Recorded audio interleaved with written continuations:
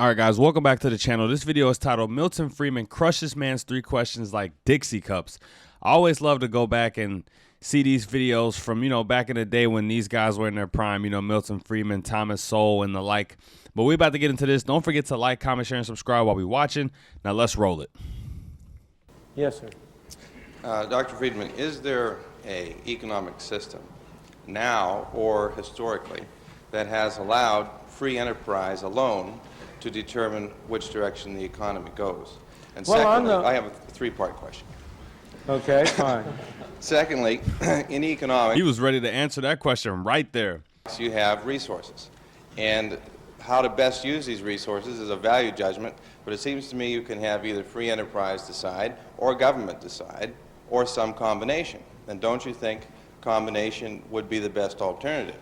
And thirdly, if I can remember it, isn't there some benefit to having the government? He couldn't shorten these up a little bit. Clearly, he thought about these a lot before he went up there. This is interesting.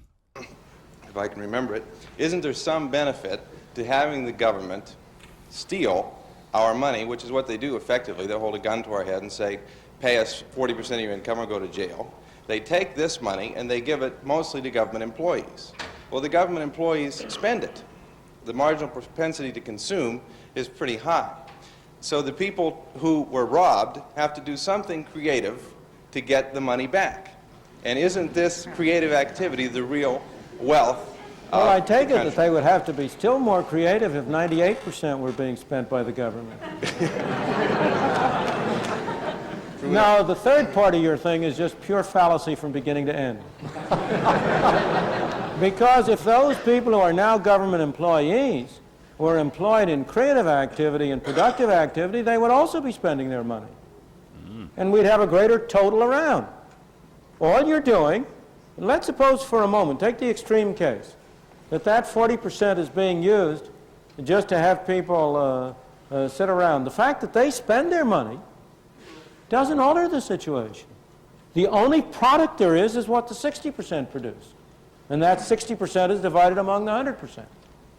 If those 40% are also producing goods, then there are more goods to go around among everybody. You are just involved in a fallacy of looking at dollars, which is important sometimes, instead of looking at the real product, the goods and services that people produce and people consume.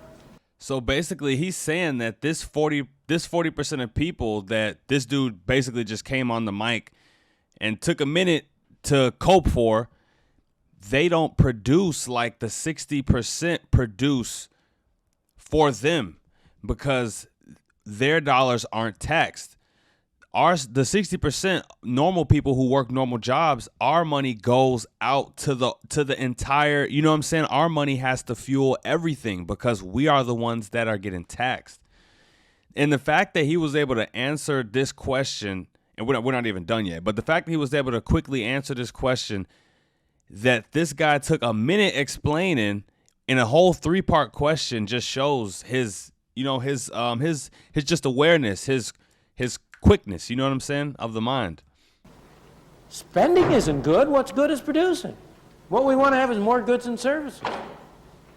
And as I say, the obvious indication that that's clear is that if your logic were right, it would apply it for 50%, 60%, 70, 90, 98, 100%. And obviously you would see that that would be a bunch of nonsense at that stage. It is desirable to have some money spent by government for those things, those services that we believe we can get more usefully and more effectively through government. If people are getting their money's worth, fine. That's why it's very desirable to have governmental expenditures take place at as local a level as possible. Because you, as a citizen of a small community, can judge whether you're getting your money's worth. You can decide that you want to spend it. But when it comes to the federal government, you tend to think that you're spending somebody else's money. And you are in a way. But he's spending yours. Yep. All right, now let me go back to the first 2 items. Is there any example of a society in which the fundamental determination of the direction of activity was determined by free enterprise, by free competition? Of course. Most of history. Most of societies today. The government does have 40% of our income that it spends, but it wastes half of it So that as a matter of effective matter, 80% of our resources are being determined by free enterprise now.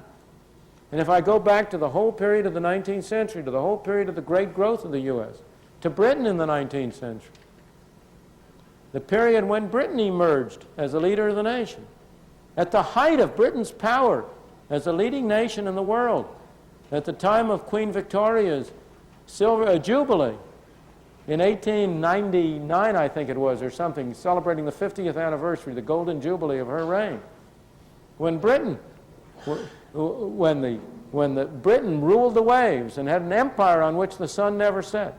Total government spending in Britain was 10% of the national income. So, of course, there have been many examples over time at which free enterprise has dominated and predominantly been the major source of determination. Today, it's true in Hong Kong and Taiwan, in many countries around the world. All right, now your second question is, does not the allocation of resources involve value judgments, and isn't it better to have that values judgment shared by government and the people? Who is government? What's government? Is that something other than you and me? Is that something than us operating through a different mechanism? Who can make value judgments? Only people. Resources don't make value judgments. Governments don't make value judgments. People make value judgments.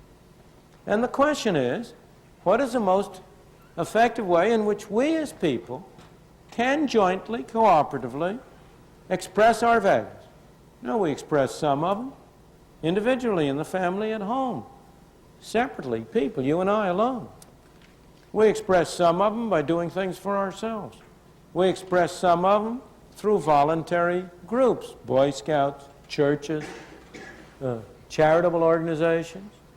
We express some of them through cooperation on a broader scale on a free market, through business enterprises that serve as intermediaries between people selling their productive services, producing products and selling the product.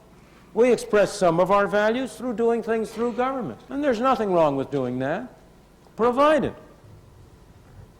we keep in control and don't let the government become the master instead of the servant.